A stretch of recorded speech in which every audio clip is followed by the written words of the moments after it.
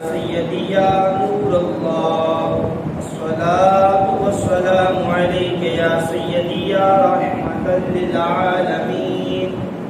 وعلى آلك وأصحابك يا سيدي يا خاتم النبيين. یہی آرزو ہے تعلیم قرآن عام ہو جائے، یہی آرزو ہے تعلیم قرآن عام ہو جائے، ہر پرچم سے اونچا پرچم اسلام ہو جائے. اللہ تبارک و تعالی جل جلالہ و عم نوالہ و اعظم شانہ و اعظم برہانہ و جل ذکرہ و عز اسمہ کی حمد و ثنا اور حضور سرور کائنات، مفخر موجودات، زینت بزم کائنات، دستگیر جہاں، غم گسار زماں، سید سرورہ، حامی بے کساں، قائد المرسلین، خاتم النبیین، احمد مجتبی، جناب محمد مصطفیٰ صلی اللہ تعالی علیہ وآلہ وسلم کے دربار ظہور میں ہدیہ درود و سلام عرض کر دینے کے بعد رب کائنات رب ذوالجلال کے فضل اور توفیق سے آج جمعۃ المبارک کے بابرکت لمحات میں خالق کائنات جل وعلا نے ہمیں مسجد میں حاضری دینے کی توفیق عطا فرمائی ہے. پاک پروردگار عالم کی بارگاہ میں دعا کو رب کائنات ہمیں اسی طرح بار بار مسجد کی باادب حاضری عطا فرمائے. آج کے خطبہ جمعۃ المبارک کے مختصر سے وقت میں ہماری گفتگو کا موضوع ہوگا قرآن ہماری جان ہے، قرآن ہمارا ایمان ہے. اللہ رب العزت ہمیں حق بیان کرنے، حق سننے اور حق سمجھنے کی توفیق عطا فرمائے. آج کا یہ عنوان جو رکھا گیا اس کا ریزن یہ ہے کہ گزشتہ دنوں میں عید والے دن کرسچن کہلانے والے ایک قوم کے چھوٹے سے ملک سویڈن کے اندر قرآن مجید فرقان حمید کو نظر آتش کیا گیا، قرآن پاک کی بے حرمتی کی گئی، جس کی وجہ سے کروڑ ہا کروڑ مسلمانوں کے دل وہ زخمی ہیں اور دکھ کا اظہار کر رہے ہیں اور دنیا بھر میں مسلمان سراپا احتجاج ہیں. تو اس مناسبت سے آج ہم اس بات پر گفتگو کریں گے کہ قرآن ہماری جان ہے، قرآن ہمارا ایمان ہے. یقیناً قرآن مجید فرقان حمید کی عظمت و شان، قرآن پاک کا مقام و مرتبہ تمام کتب سماویہ میں سے افضل کتاب جو ہے وہ قرآن پاک ہے، اور دنیاوی کتب میں تمام کتابوں سے افضل ترین کتاب یہ قرآن مجید فرقان حمید ہے، جو ہمارے آقا و مولا علیہ السلام کے سینہ مبارکہ پر 23 سال کے عرصہ میں بتدریج نازل ہوئی. اور آج الحمدللہ زمانہ مصطفیٰ علیہ السلام سے لے کر آج تک جس طرح قرآن نازل ہوا اسی انداز سے لفظ ٹو لفظ قرآن، حرف با حرف قرآن ہمارے ہاتھوں میں موجود ہے. اور یہ اللہ رب العزت کا احسان ہے کہ خالق کائنات نے قرآن کی حفاظت کا ذمہ خود لیا کہ کوئی قرآن میں تبدیلی نہیں کر سکتا. اور پھر کفار ناہنجار، کفار بد اتوار یہ جب قرآن کی مثل نہ لا سکے، اور یہ آج کا معاملہ نہیں ہے، کفار جب بے بس ہو جاتے ہیں تو وہ ایسی انتہا پسندی پہ اتر آتے ہیں کہ مسلمانوں کے دلوں کو چھلنی کیا جائے. حالانکہ ایمان والے جو مسلمان ہیں جن کے لیے قرآن ان کی جان ہے، قرآن ان کا ایمان ہے، وہ تمام انبیاء کرام علیہ السلام اور دیگر تمام کتب سماویہ کا احترام اور تعظیم بجا لاتے ہیں. اور یہ ہمارے ایمان کا حصہ ہے کہ جس طرح سویڈن ملک کے اندر کرسچن کہلانے والی قوم، عیسائی قوم، انہوں نے قرآن مجید فرقان حمید کی بے حرمتی کی، اور پھر یہ اس انداز سے کی کہ باقاعدہ اس شخص کو، لعین کو، خبیث کو سیکیورٹی دے کر اور سریعام قرآن کو معاذ اللہ نظر آتش کیا گیا، ان لوگوں کو یہ سوچنا چاہیے کہ یہ مسلمان وہ ہیں جو ان کے بھی نبی حضرت عیسیٰ روح اللہ علیہ نبینا وعلیہ السلام کو نبی مانتے ہیں اور ان کی بھی تعظیم کرتے ہیں اور کبھی بھی ان کی شان میں ادنا سی گستاخی نہیں کی، اور یہ ایک ایمان والے کے ایمان کا حصہ ہے کہ وہ کسی بھی نبی کے بارے میں اپنی زبان دراز نہیں کر سکتا۔ اگر وہ اپنی زبان کھولے گا وہ دائرہ اسلام سے خارج ہو جائے گا۔ اور اسی طرح تمام کتب سماویہ چاہے وہ تورات ہو، انجیل ہو، زبور ہو، ایمان والے کی یہ لازم ہے کہ ان کی تصدیق کرے، ان کو حق مانے کہ رب کائنات نے اپنے پیغمبروں پر، اپنے انبیاء پر تورات و انجیل زبور نازل کی ہے، اور الحمدللہ ہم مسلمانوں کا ایمان ہے، ہم تمام کتب سماویہ کی تعظیم کرتے ہیں، ان کو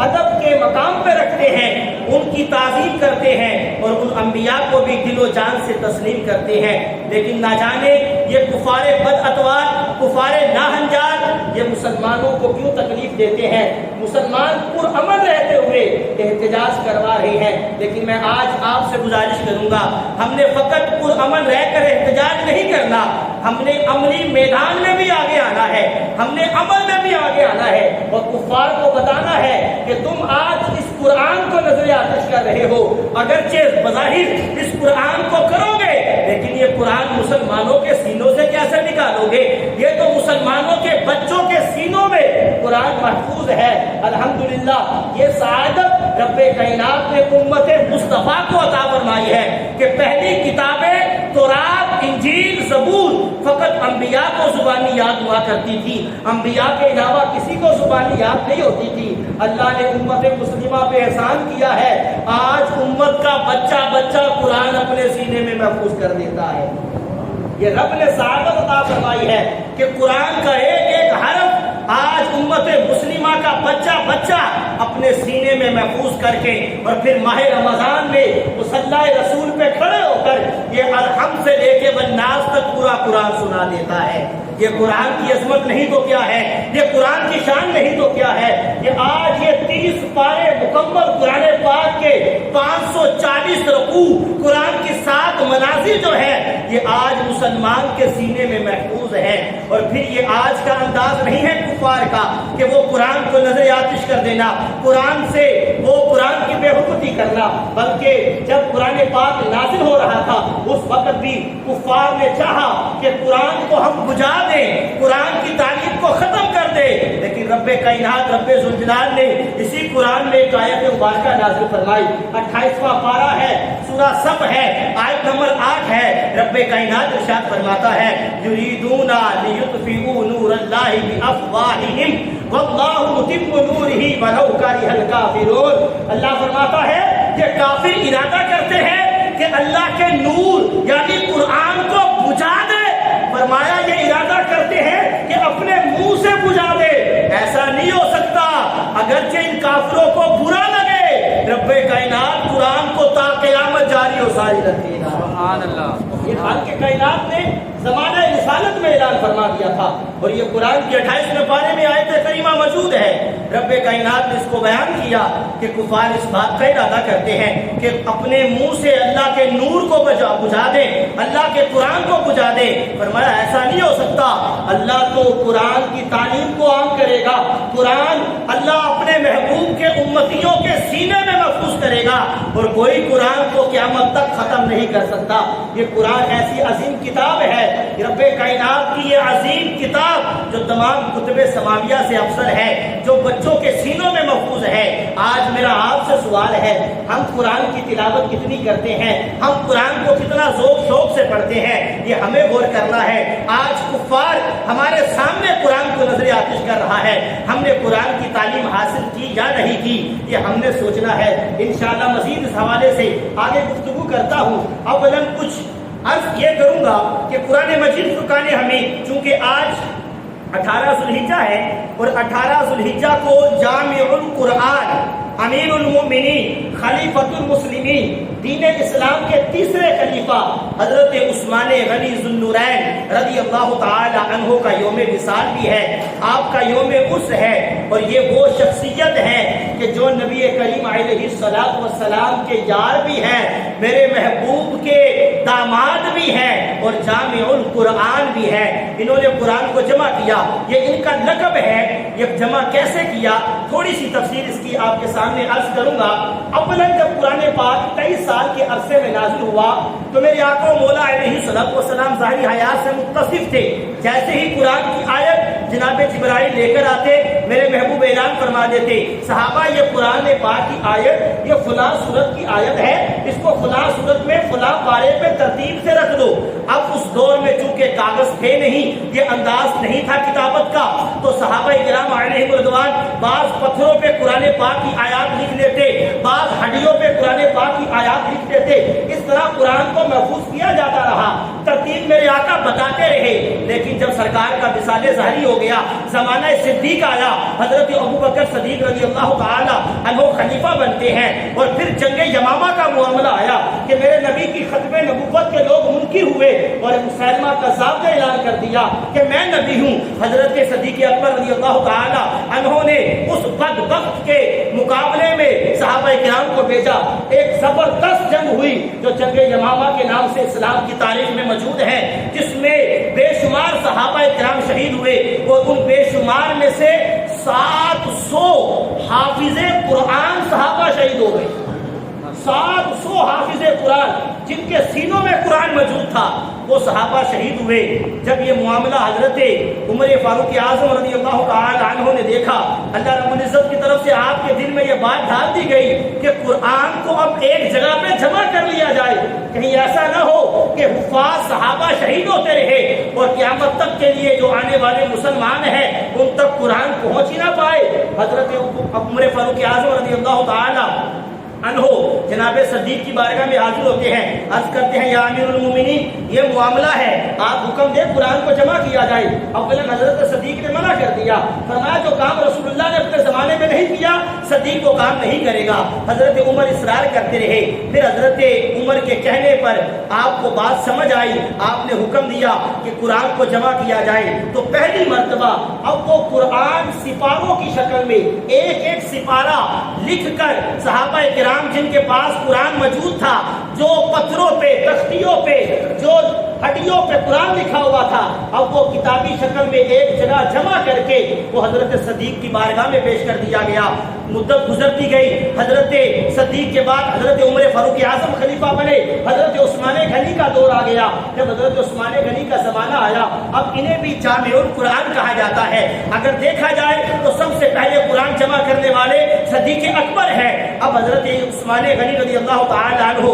اسلام کے تیسرے خلیفہ ہیں، ان کا زمانہ مبارکہ آیا۔ اب معاملہ یہ ہوا کہ قرآن تو یہی ہے، لیکن چونکہ لغت زبان لینگویج مختلف تھی، عرب کے مختلف قبائل تھے، ہر قبیلے والا قرآن کو اپنی زبان میں پڑھنے لگا، اپنی لینگویج میں پڑھنے لگا۔ اس کی سادی سی مثال یوں سمجھ لیجئے، جیسے بیسک ایک پنجابی زبان ہے، لیکن ہر ایک کے بولنے کا لہجہ الگ ہے، ہر ایک پنجابی الگ سٹائل سے بولتا ہے۔ شہر کا فاصلہ ہو جائے تو وہ پنجابی کچھ تبدیل ہو جاتی ہے۔ تو اسی طرح عربی بھی، چونکہ قبائل عرب میں قرآن لغت قریش پہ نازل ہوا تھا، اب حضرت عثمان غنی کے زمانے مبارکہ میں معاملہ کیا ہوا، لغت ہر شخص اپنی لغت کے اعتبار سے قرآن کو پڑھنے لگا۔ اس کی چند مثالیں آپ کے سامنے دیتا ہوں۔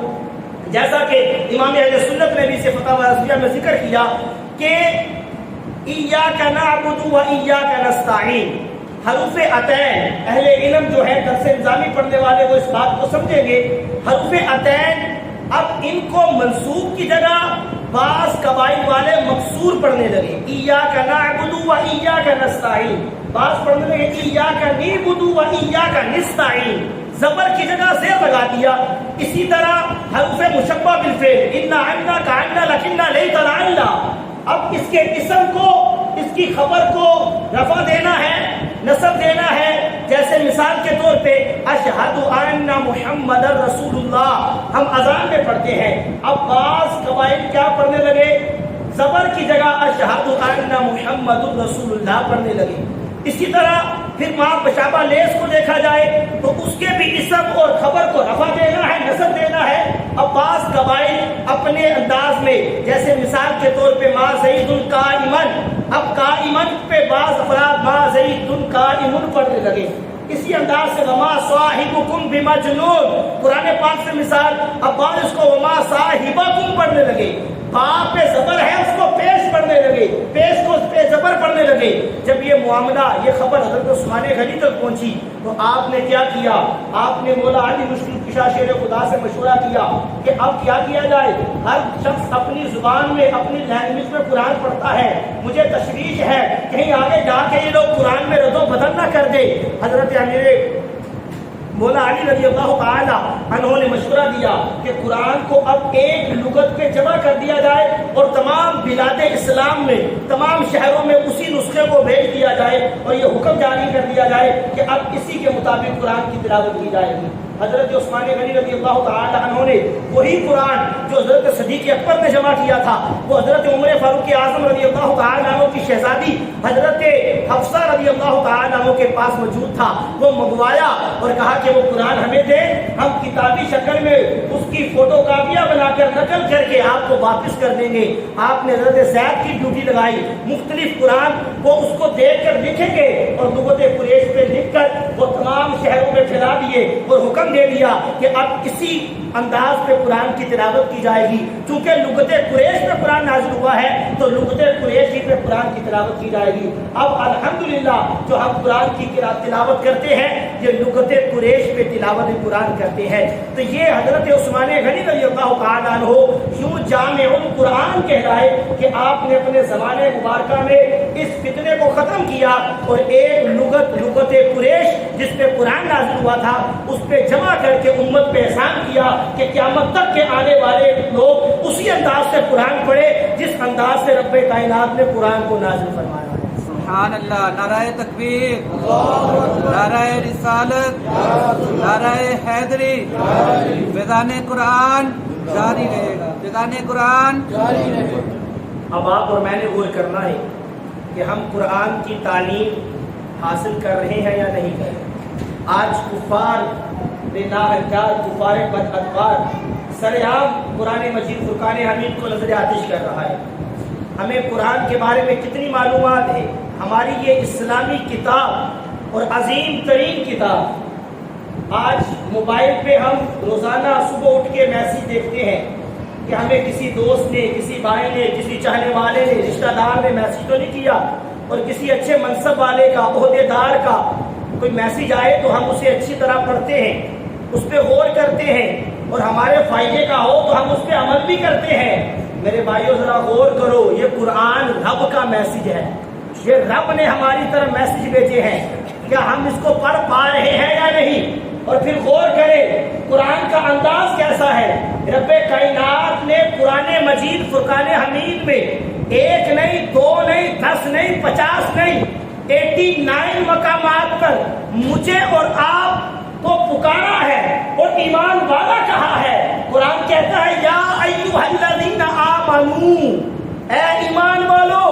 اللہ نے 89 مقامات پر مجھے اور آپ کو پکارا ہے، ہم سے گفتگو کی ہے۔ ہم اس سے کیا گفتگو کی ہے؟ اگر میں سوال کروں کہ 89 مقامات جو قرآن میں موجود ہے جہاں اللہ نے ایمان والوں کو پکار کر کچھ نہ کچھ حکم ارشاد فرمایا ہے، تو شاید ہمیں وہ مقامات معلوم نہ ہو کہ ہمارے رب نے ہمیں کیا حکم دیا ہے۔ تو یہ المیہ نہیں تو اور کیا ہے کہ آج مسلمان قرآن سے اتنا دور ہو گیا کہ قرآن میں جو اللہ نے ہمیں میسج دیا ہے کہ ایمان والوں تم نے کیا کرنا ہے، کیا نہیں کرنا،